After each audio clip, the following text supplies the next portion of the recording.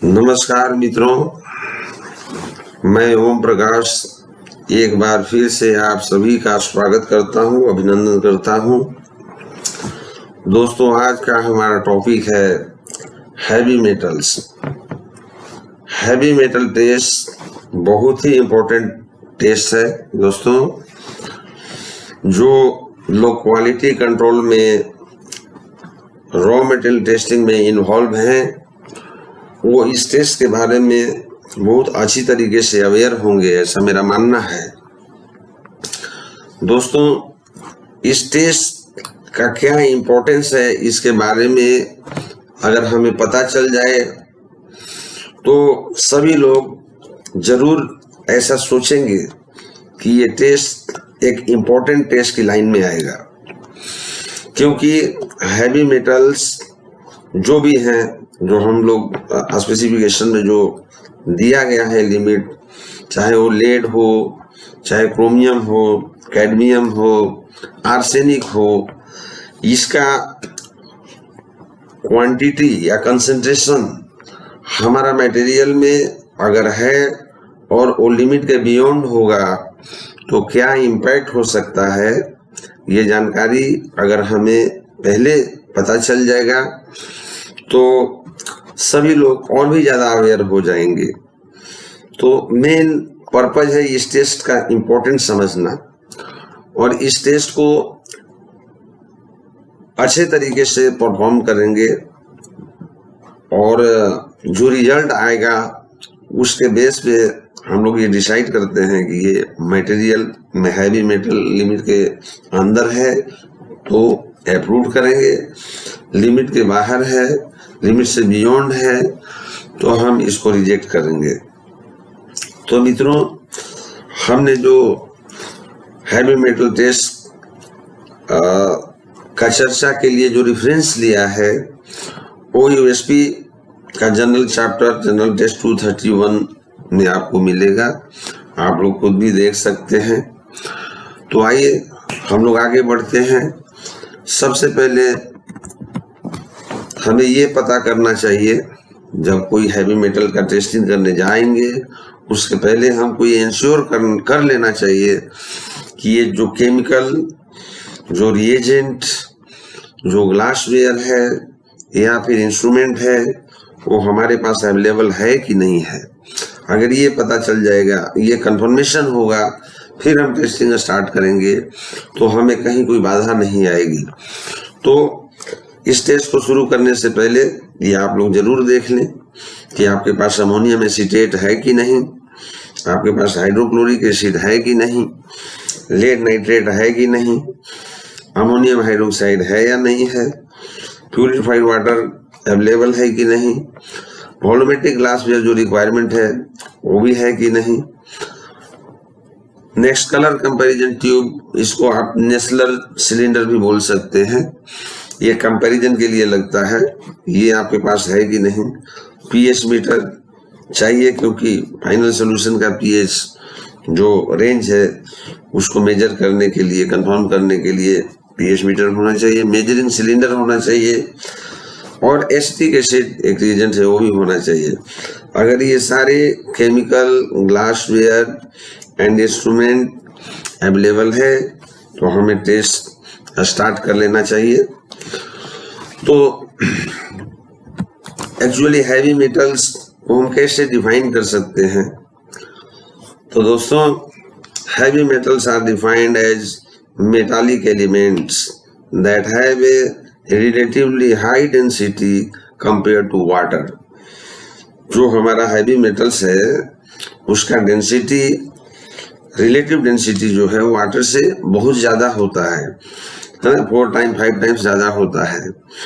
और ऐसा एजम्पशन कर सकते हैं कि heaviness and toxicity are interrelated, यानी कि रिलेटिव डेंसिटी ज़्यादा है तो ऐसा एजम्पशन करते हैं कि उनका जो टॉक्सिसिटी है और जो रिलेटिव डेंसिटी है वो एक दूसरे को कोरिलेट करता है।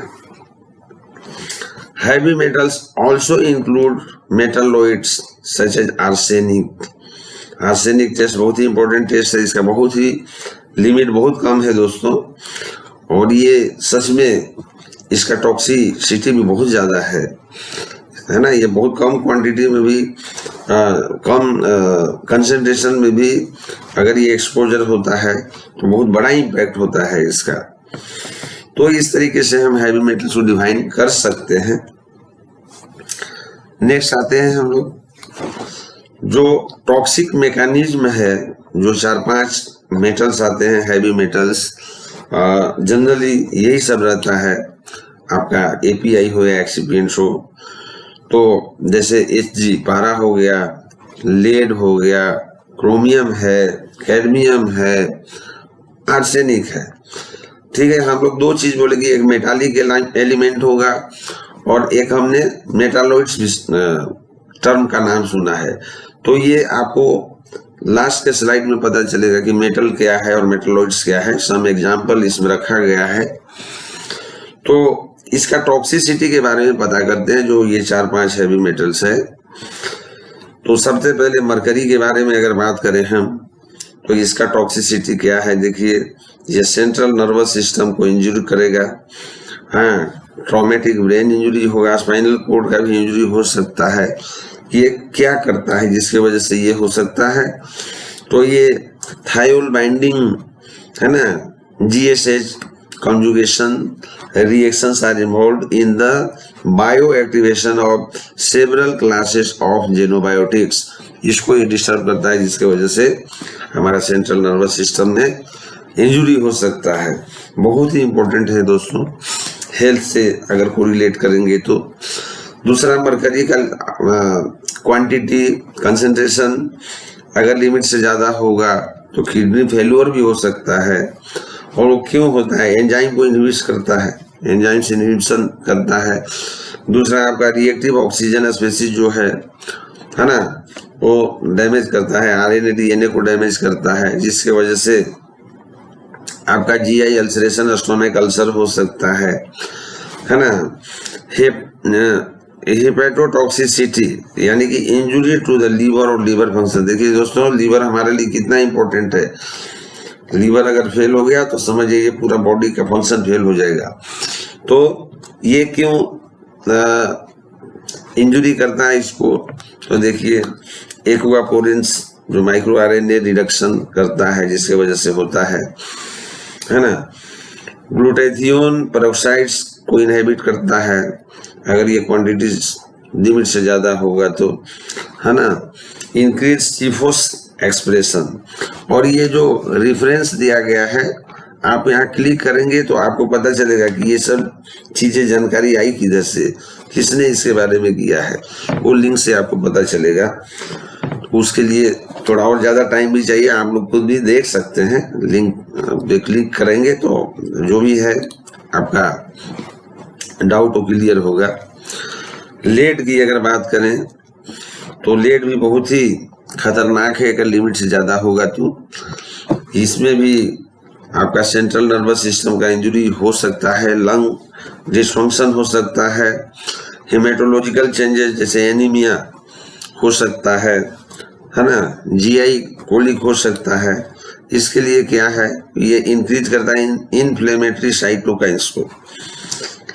ठीक है दोस्तों, लंग डिसफंक्शन हो सकता है, ये इंक्रीज सीरम जो ET1 है ना, NO एंड EBO जो है उसको इंक्रीज करता है, जिसके वजह से लंग्स डिसफंक्शन हो सकता है ना, विखंडित हो सकता है।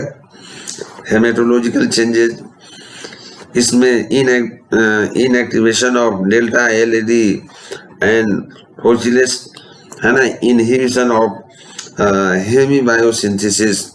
ओके दोस्तों, बहुत ही खतरनाक है ये सब क्वांटिटी से, इसका क्वांटिटी लिमिट से ज़्यादा होगा तो इट मीन्स की बहुत ही प्रॉब्लम होगा। नेक्स्ट, क्रोमियम के बारे में बात किया जाए तो इससे भी किडनी डिसफंक्शन हो सकता है, GI डिसऑर्डर्स हो सकता है, डर्मल डिजीज हो सकता है आपका, है ना। ये क्यों होगा किडनी डिसफंक्शन, DNA को डैमेज करता है ये क्रोमियम, है ना, जीनोमिक इंस्टा।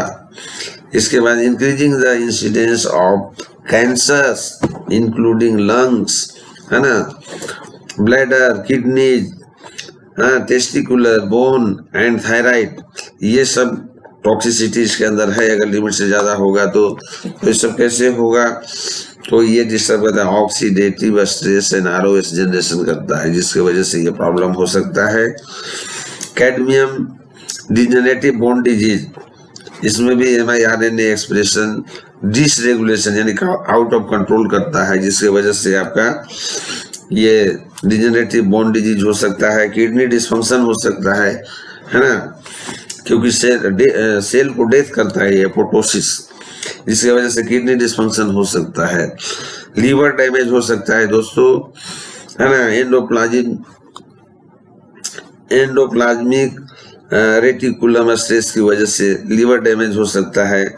तो ये सब चीजें अगर हम टेस्ट करेंगे तो उसका कंसंट्रेशन पता चलेगा, और ये बहुत ही इम्पोर्टेंट है। इसे ये हम लोगों की प्राइम रिस्पॉन्सिबिलिटी है, खास करके क्वालिटी कंट्रोल के लोगों के लिए, कि इस टेस्ट को बिल्कुल करना चाहिए, स्किप नहीं करें तो ज़्यादा बेहतर है। आर्सेनिक देखिए, इसका कार्डियोवास्कुलर डिस्फंक्शन है ना, ये damage of capillary endothelium, capillary endothelium को डैमेज करता है, तो ये आपको कार्डियोवास्कुलर डिस्फंक्शन हो सकता है।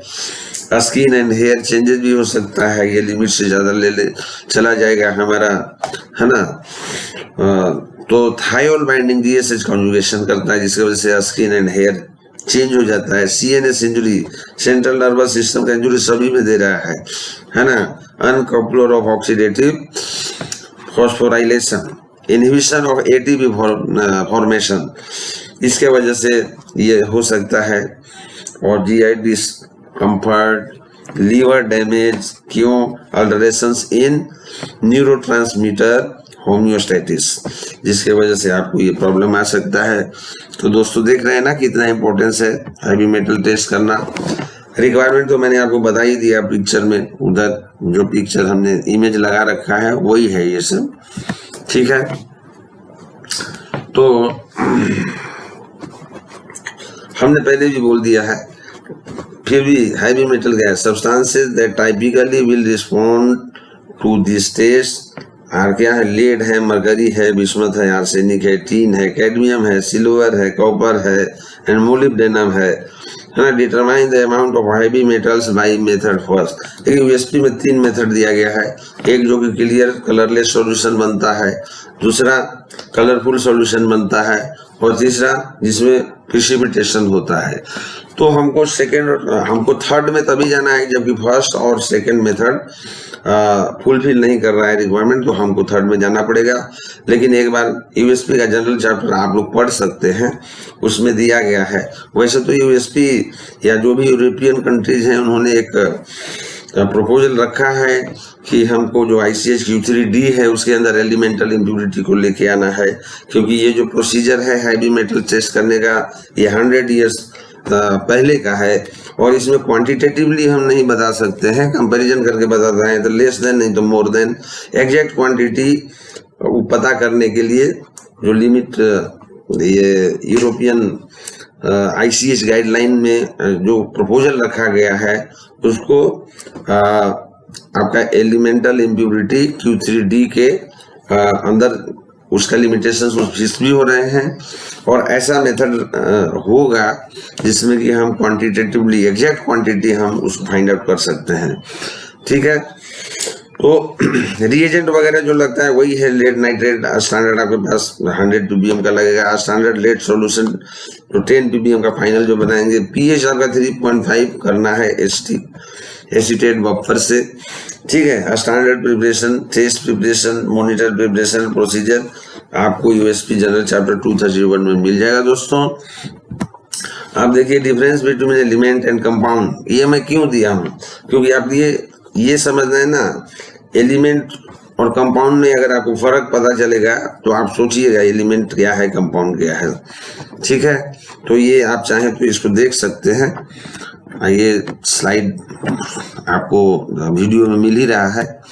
इसके बाद में हम लोग बात कर रहे थे मेटल्स, नॉन मेटल्स और मेटालॉइड्स।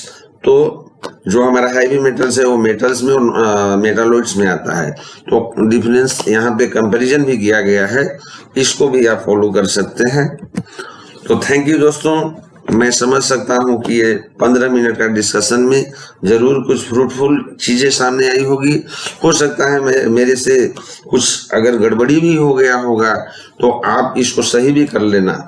मेरे हिसाब से मैं इसको बनाया हूँ रेफरेंस यूएसबी का लेकर के। तो थैंक यू दोस्त, फिर हम लोग नेक्स्ट स्लाइड में मिलेंगे, नेक्स्ट वीक में मिलेंगे। ऐसे ही एक एक टॉपिक पे चर्चा करते रहेंगे तो जरूर अच्छा होगा। Thank you very much.